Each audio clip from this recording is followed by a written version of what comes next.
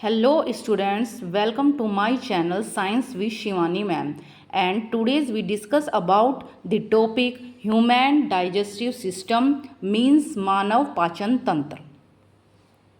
आइए इसकी डेफिनेशन देखते हैं।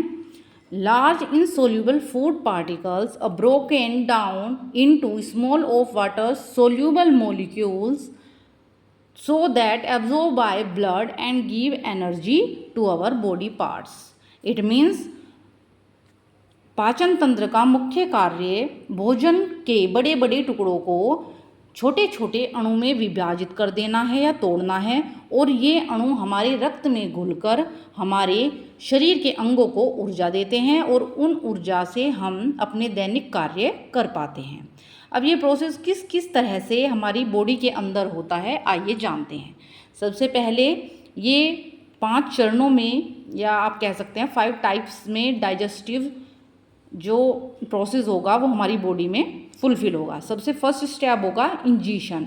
इट मीन्स आपने भोजन लिया, भोजन के टुकड़ों को मुख में लेना, ये कहलाता है इंजेशन। ये है आपका डायग्राम देखेंगे।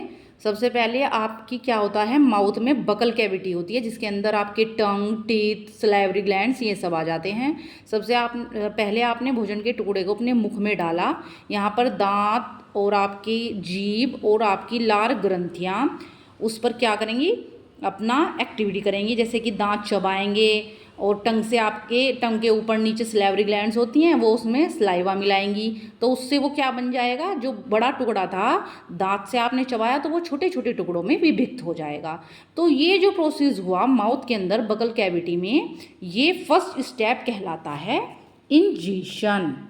क्या बोलते हैं इसको, इंजेशन मतलब अंतःग्रहण, भोजन को मुख में लेना, यानी कि आपने मुंह के अंदर भोजन के टुकड़े को डाला। सेकेंड स्टेप आता है प्रोपल्शन।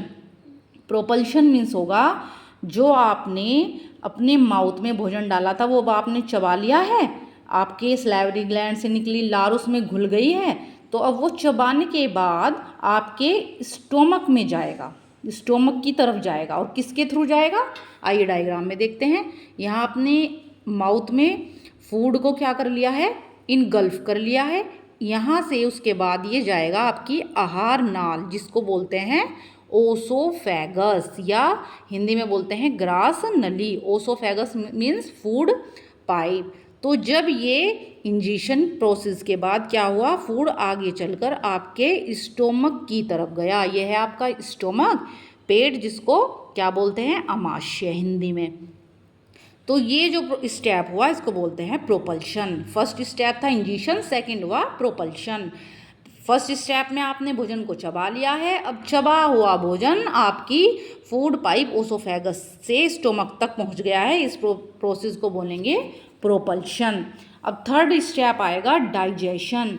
जब ये आपके स्टोमक में पहुंच गया, आपका फूड आमाशय में पहुंच गया, तो उसके बाद ये यहाँ पर क्या होगा, इसका डाइजेशन होगा। अब इस डाइजेशन में बहुत सारे एसिड्स यूज़ होंगे, बहुत सारी ग्लैंड्स यूज़ होंगी। वो किस किस तरह से ये डाइजेशन का प्रोसेस करेंगी, स्मॉल इंटेस्टाइन इसमें इन्वॉल्व होगी, लार्ज इंटेस्टाइन इसमें इन्वॉल्व होगी, आपका लीवर, पैनक्रियाज, ये सब डाइजेशन के अंदर आ जाएगा।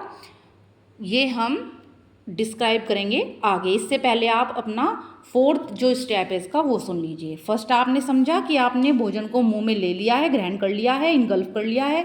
उसके बाद वो आपने चबा लिया है, चबाने के बाद वो आपके पेट तक पहुंच गया है, यानी कि वो प्रोसेस हुआ प्रोपल्शन। थर्ड स्टेप यहाँ डाइजेशन हो गया है, जो आपके stomach, liver, pancreas, small intestine, large intestine के अंदर होगा। ये सब हम आगे डिस्क्राइब करेंगे।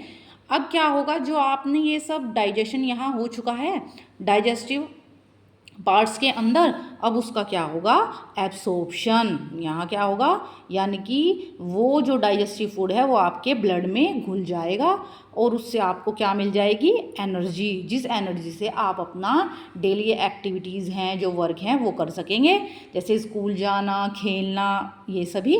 और उसके बाद क्या होता है, लास्ट स्टेप आता है परित्याग, एलिमिनेशन, है ना, इसको बोलते हैं एलिमिनेशन। मतलब जो आपकी बॉडी ने फूड डाइजेस्ट कर लिया वो तो एनर्जी की फॉर्म में आपने यूज़ कर लिया, लेकिन कुछ ऐसा भी तो होगा जो आप डाइजेस्ट नहीं कर पाए, तो वो फूड आपके एनस और रेक्टम के थ्रू क्या हो जाएगा, रिमूव, और इस प्रोसेस को बोलेंगे एलिमिनेशन।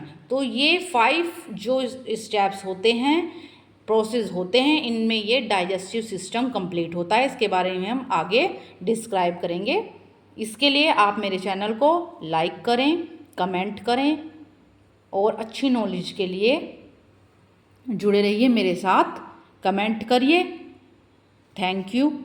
और सेकंड पार्ट बहुत जल्दी आपके सामने आएगा। जय हिंद।